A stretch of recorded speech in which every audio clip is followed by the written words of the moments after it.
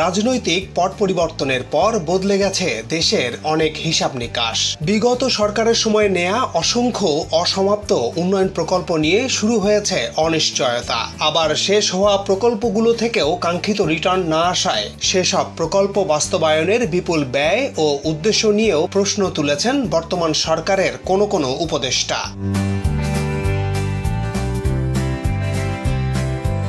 এই মুহূর্তে যেসব দেশের অর্থায়নে বাংলাদেশে সবচেয়ে বেশি প্রকল্প বাস্তবায়ন হচ্ছে সেই সব দেশ হলো চীন, জাপান, ভারত ও রাশিয়া। আজকের প্রতিবেদনে তুলে ধরব ১. বাংলাদেশে চীনের ঋণে চলা প্রকল্পের খোঁজ খবর ও ২. তিস্তা নদী মহাপরিকল্পনায় চীনের আগ্রহ। বাংলাদেশ চীন সম্পর্ক। ১৯৭১ সালের মুক্তিযুদ্ধের পর স্বাধীন বাংলাদেশের সব জায়গায় লেগেছিল যুদ্ধের ক্ষত। ধীরে ধীরে সড়ক, রেল, সেতু, বন্দর অবকাঠামো উন্নয়নের মাধ্যমে উঠে দাঁড়ানোর চেষ্টা করে বাংলাদেশ। সে সময় অনেক দেশই সাহায্যের হাত বাড়ায়, অনেক সংস্থা দেয় ঋণ সহায়তা। চীন ১৯৭৫ সালের ১৫ আগস্ট বাংলাদেশকে স্বীকৃতি দেয়। এর মধ্য দিয়েই দেশটির সাথে বাংলাদেশের বন্ধুত্বের সূচনা। গত প্রায় ৫ দশক ধরে বাংলাদেশের অন্যতম উন্নয়ন অংশীদার চীন। বাংলাদেশে চীনের ঋণ। এই মুহূর্তে বাংলাদেশে চীনের ঋণ কত, এমন প্রশ্ন অনেকের মনে। মূলত রেল ও সড়ক যোগাযোগ অবকাঠামো, বন্দর, বিদ্যুৎ, পয়ঃশোধনাগার সহ বিভিন্ন খাতে বাংলাদেশে অর্থায়ন করে চীন। অর্থ মন্ত্রণালয়ের অর্থনৈতিক সম্পর্ক বিভাগের ইআরডির তথ্যে জানা যায় ১৯৭৫ থেকে ২০১২ সাল পর্যন্ত মাত্র $২৭০ মিলিয়ন ঋণ দিয়েছিল দেশটি। কিন্তু ২০১৬ সালে চীনের প্রেসিডেন্ট শি জিনপিং এর ঢাকা সফরের পর বাড়তে থাকে চীনের ঋণের পরিমাণ এবং গত ৭-৮ বছরে $৭ বিলিয়ন এর বেশি ঋণ দিয়েছে চীন। মূলত ২০১৩ সালে চীনের বেল্ট অ্যান্ড রোড ইনিশিয়েটিভ বা BRI, যার অর্থ এক অঞ্চল এক পথ, এটি চালুর পর থেকেই বড় আকারে ঋণ দেয়া শুরু করে দেশটি। এখন পর্যন্ত চীনের ঋণে চলা প্রকল্পের মধ্যে সবচেয়ে দৃশ্যমান ও আলোচিত প্রকল্প কর্ণফুলী টানেল। দক্ষিণ এশিয়ায় বাংলাদেশেই নদীর তলদেশ দিয়ে টানেল নির্মিত হয়েছে। চট্টগ্রামের পতেঙ্গায় কর্ণফুলী নদীর তলদেশে ৩.৪ কিলোমিটার দীর্ঘ এই টানেল নির্মাণ করে দিয়েছে চীন। টানেলের দুই প্রান্ত, একটি পতেঙ্গায়, অন্যটি আনোয়ারায়। এই টানেল সহজ করেছে কক্সবাজারের সাথে সড়ক যোগাযোগ, সাশ্রয় করেছে সময়। ১০,৩৭৪ কোটি টাকায় China communication and construction company limited CCCC এই টানেলটি নির্মাণ করেছে। এতে চীন ঋণ সহায়তা দিয়েছে ৫,৯১৩ কোটি টাকা। এরই মধ্যে এই প্রকল্পটি বাস্তবায়ন হলেও কর্ণফুলী নদীর দুই প্রান্তে ওয়ান সিটি টু টাউনও নির্মাণে বিনিয়োগ করবে চীন। এছাড়া $২৮ কোটি ঋণ সহায়তা চুক্তির আওতায় আনোয়ারায় ৭৮৩ একর জমিতে চায়না অর্থনৈতিক জোন নির্মাণ কাজ চলছে, যেখানে একসাথে ৪০০ শিল্প কারখানা স্থাপন করবে চীনের বিভিন্ন প্রতিষ্ঠান। কারণ চীনে শ্রমের মজুরি বাড়ছে, ফলে চীন থেকে শিল্প বাণিজ্যিক প্রতিষ্ঠান রিলোকেট বা স্থানান্তর করে বেশ কিছু প্রতিষ্ঠান বাংলাদেশে আনতে চায় চীন। পদ্মা সেতু রেল সংযোগ প্রকল্প। বাংলাদেশে একক কোনো প্রকল্পে চীনের সবচেয়ে বেশি বিনিয়োগ আছে পদ্মা সেতু রেল সংযোগ প্রকল্পে। আসার কথা হচ্ছে রাজনৈতিক পট পরিবর্তনের পরেও থেমে যায়নি এই প্রকল্পের কাজ।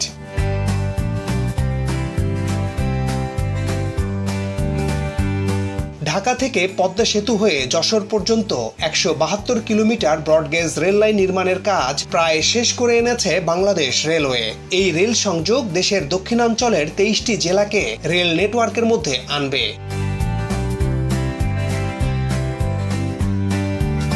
সবশেষ গত ৩১ আগস্ট ২০২৪ পর্যন্ত এই প্রকল্পের শতকরা ৯৭% কাজ শেষ হয়েছে বলে জানিয়েছে কর্তৃপক্ষ। এই রুটের ঢাকা-ভাঙ্গা অংশে ট্রেন চলাচল শুরু হয়েছে গত বছর। চলতি বছরের ডিসেম্বরে ঢাকা থেকে যশোর পর্যন্ত পদ্মা সেতু দিয়ে ট্রেন চলাচল শুরু করতে চায় বাংলাদেশ রেলওয়ে।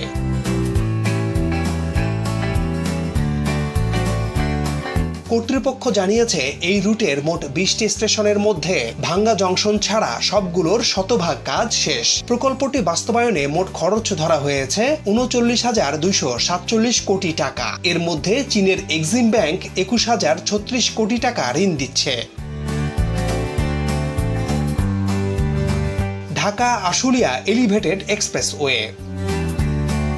রাজধানীকে যানজটমুক্ত করতে এখন পর্যন্ত সরকারের নেয়া সবচেয়ে বড় প্রকল্প ঢাকা আশুলিয়া এবং ঢাকা এলিভেটেড এক্সপ্রেসওয়ে প্রকল্প, যার শুরু বাইপাইলে ঢাকার সাভারে ইপিজেড এর সামনে এবং শেষ চট্টগ্রাম রোডের কুতুবখালীতে গিয়ে। আর এই প্রকল্পের কারণে দেশের বিভিন্ন জেলা থেকে আসা যানবাহন রাজধানীর ভেতরে প্রবেশ না করেই চলে যেতে পারবে ঢাকা ছেড়ে অন্য কোনো জেলায়। আর সবচেয়ে বড় সুবিধা মিলবে সাভার, গাজীপুর, আশুলিয়ার শিল্প কারখানাগুলো।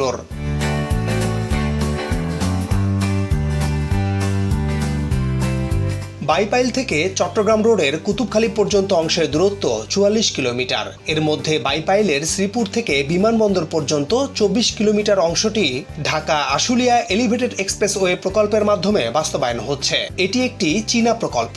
১৭,৫৫৩ কোটি টাকা খরচে বাস্তবায়ন হচ্ছে এই প্রকল্পটি।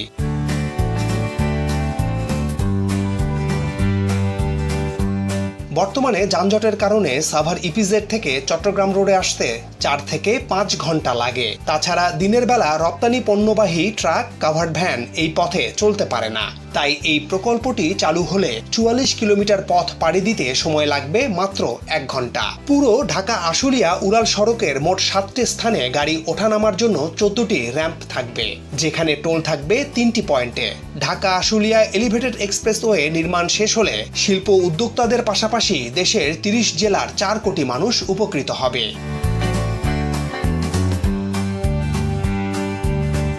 দাশেরকান্দি পয়ঃশোধনাগার প্রকল্প।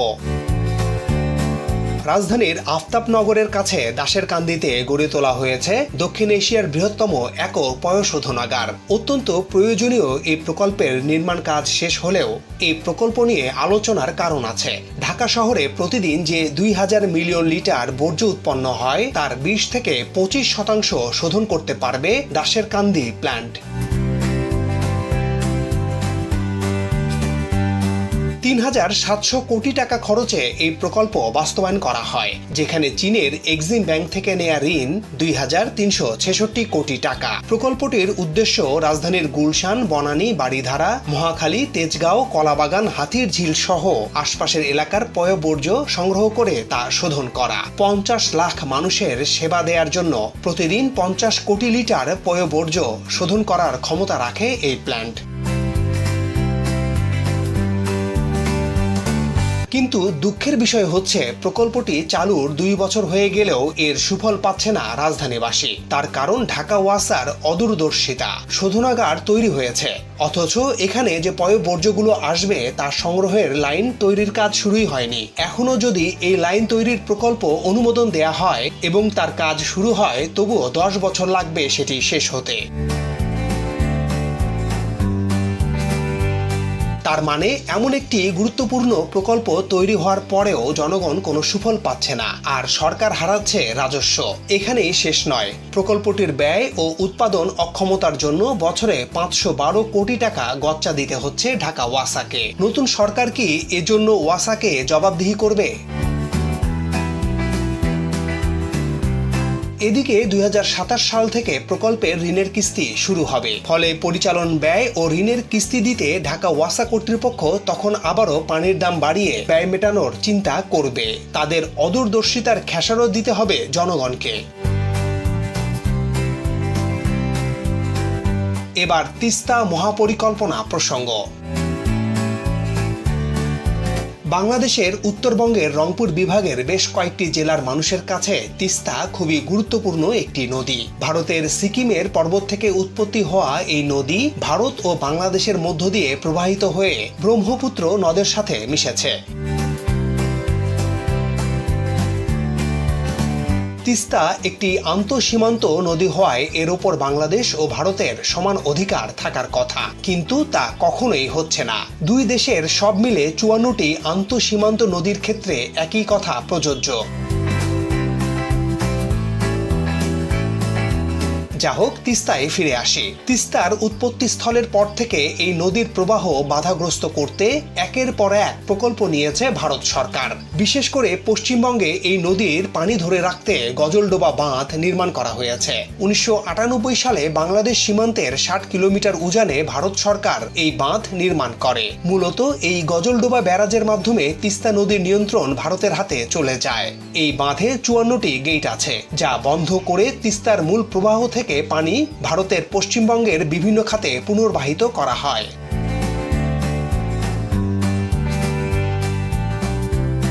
তিস্তার উপর নির্মিত গজলডোবা এবং অন্যান্য বাঁধ নির্মাণের ফলে বাংলাদেশের উত্তরের জেলাগুলোতে হঠাৎ বন্যা দেখা দেয়। আবার শুষ্ক মৌসুমে পানি সরিয়ে নেয়ার কারণে খরায় পড়ে তিস্তা অববাহিকার মানুষ।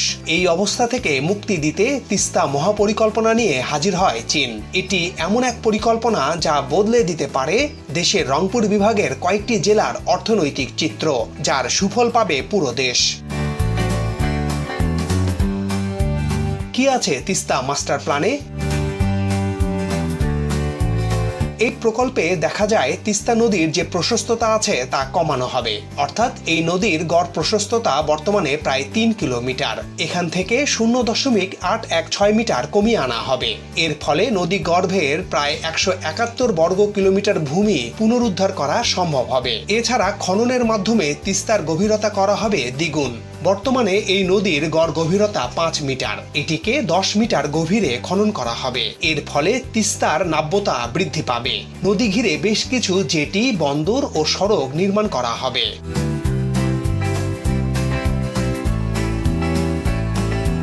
চীনের প্রস্তাবিত এই তিস্তা প্রকল্প বাস্তবায়ন হলে বদলে যাবে উত্তরাঞ্চলের 5 জেলার মানুষের ভাগ্যের চাকা। প্রকল্পটি বাস্তবায়ন হলে ভারত থেকে বাংলাদেশের আর অতিরিক্ত পানির প্রয়োজন হবে না। নদীর গভীরতা দ্বিগুণ হওয়ার কারণে বন্যার পানি প্লাবিত হয়ে ভাসাবে না গ্রামের পর গ্রাম। সারা বছর নৌ চলাচলের মতো পানি সংরক্ষণের ব্যবস্থা রাখা হবে।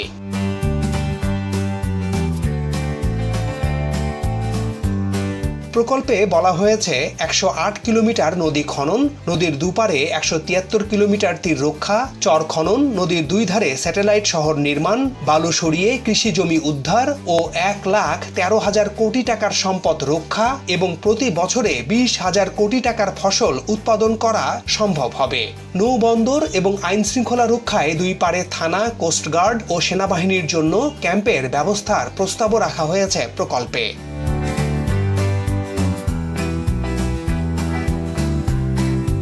তিস্তা মহাপরিকল্পনা সম্পর্কে চীনের তৈরি প্রকল্প সূত্রে জানা গেছে, পূর্ব চীনের জিয়াংসু প্রদেশের সুকিয়ান সিটির আদলে তিস্তার দুপারে পরিকল্পিত স্যাটেলাইট শহর, নদী খনন ও শাসন, ভাঙ্গন প্রতিরোধ ব্যবস্থা, আধুনিক কৃষি সেচ ব্যবস্থা, মাছ চাষ প্রকল্প, পর্যটন কেন্দ্র স্থাপন করা হবে। এতে 7 থেকে 10 লাখ মানুষের কর্মসংস্থান হবে।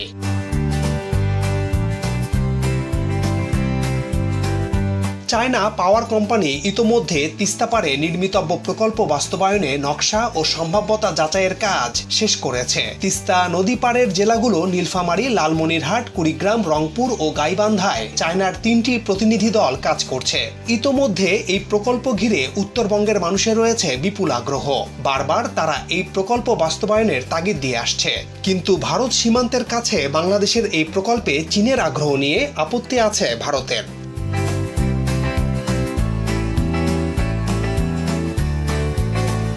রাজনৈতিক পট পরিবর্তন ও নতুন সরকার ক্ষমতায় আসায় নতুন করে আলোচনায় এসেছে এই প্রকল্পের কথা। তিস্তা মহাপরিকল্পনা বাস্তবায়নে খরচ হবে $1 বিলিয়ন বা 10,000 কোটি টাকার মতো এবং এই বিনিয়োগকৃত টাকা 3.5 বছরের মধ্যে তুলে আনা সম্ভব বলেও মনে করেন বিশেষজ্ঞরা। চীন এই প্রকল্পে বিনিয়োগে তাদের আগ্রহের কথা পুনর্ব্যক্ত করেছে। এই অবস্থায় বাংলাদেশ সরকার কি তিস্তা নদী মাস্টার প্ল্যান বাস্তবায়নের পথে হাঁটবে? দর্শক, আপনারা কি মনে করেন? তিস্তা মাস্টার প্ল্যান বাস্তবায়নে কোন দেশের সহযোগিতা নেওয়া উচিত? আজ এ পর্যন্তই। দেশের প্রতিটি প্রকল্প তৈরি হচ্ছে জনগণের কষ্টার্জিত টাকায়। এসব প্রকল্পের অপচয় ও দুর্নীতির খেসারত দিতে হয় জনগণকে। তাই প্রতিটি প্রকল্প ও প্রকল্পে ঋণ নেওয়ার সময় দেশের স্বার্থ সবার আগে বিবেচনা করার আহ্বান থাকলো। সবাই ভালো থাকুন, সাবস্ক্রাইব করে সাথে থাকার অনুরোধ থাকলো।